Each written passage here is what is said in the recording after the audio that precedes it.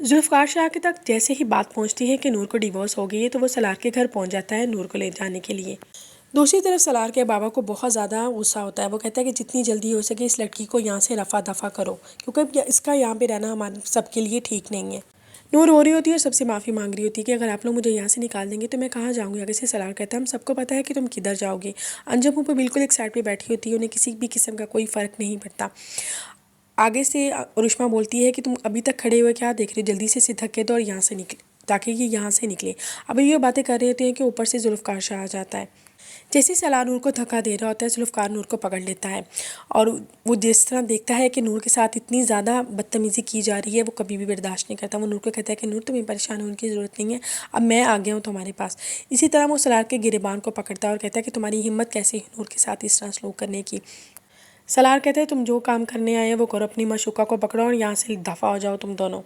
जुल्फ़कार को सलार की बातें बहुत ज़्यादा गुस्सा दिलाती हैं, इन दोनों के दरमियान हाथापाई भी हो जाती है। जुल्फ़कार सलार को गुस्से से कहता है अगर तुमने नूर के बारे में एक लफ्ज़ भी गलत कहा तो मैं तुम्हारा वो हाल करूँगा कि सारी दुनिया देखेगी।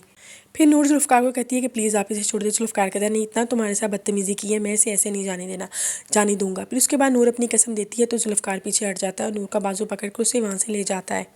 फिर सलार की मोम बोलती है कि तुम्हें क्या ज़रूरत थी इस लड़के के मुंह लगने की। आगे से सलार जवाब देता है कि मैं अब इन दोनों को मोम कभी नहीं छोड़ने वाला।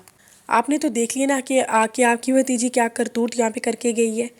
दूसरी तरफ जुल्फ़कार नूर को कहता है कि नूर तुम्हें घबराने और परेशानी की ज़रूरत बिल्कुल भी नहीं है, मैं तुम्हारे साथ निकाह करूँगा, बल्कि इस तरह करते हैं हम दोनों आज ही निकाह कर लेते हैं। आगे से नूर जवाब देती है आप मुझसे किस तरह निकाह करेंगे, मैं एक तलाक याफ्ता लड़की हूँ।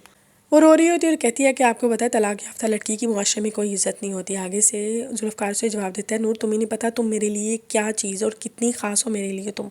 वो नूर को अपने साथ ले जाता है मस्जिद में, वहाँ पर जाके दोनों निकाह कर लेते हैं। इसके बाद वो नूर को अपने साथ घर ले जाता है जहाँ पर उसके बाबा यूएसए से वापस आए हुए होते हैं और वो मारिया से रिलेटिव से बात करने के लिए उनका वेट कर रहा होता है। जुल्फ़कार के बाबा की नज़र जैसे ही नूर के ऊपर पड़ती है वो बहुत हैरान और परेशान हो जाती है। वहाँ पर जुल्फ़कार की माँ भी बैठी हुई होती है। जुल्फ़कार के बाबा कहते हैं ये लड़की कौन है और कहाँ से उठा के ले आए हो। आगे से जुल्फ़कार कहता है कि बाबा तमीज़ के साथ, अब ये लड़की इस घर में रहेगी, मैंने इसके साथ निकाह कर लिया। जुल्फ़कार का बाबा जैसे ही बात सुनता है वो तो गुस्से से आग बगोला हो जाता है। वो गुस्से से बोलते हुए कहती है तुम क्या बकवास कर रहे हो, तुम्हें पता भी है मैंने तुम्हारे लिए मारिया को सेलेक्ट किया हुआ है और तुमने फिर भी मेरी बात नहीं मानी और इस 2 टकी लड़की के साथ तुमने शादी कर ली। जुल्फ़कार आगे से जवाब देता है मैं आपको पहले भी इस बारे में बता चुका हूँ, लेकिन आपको अपने बिज़नेस के लाले पड़े हुए थे। मैंने आपको पहले ही बोल दिया था कि मुझे मारिया में कोई इंटरेस्ट नहीं है और ना ही मैंने उसके साथ शादी करनी है और मैंने अपनी मर्ज़ी से शादी कर ली है।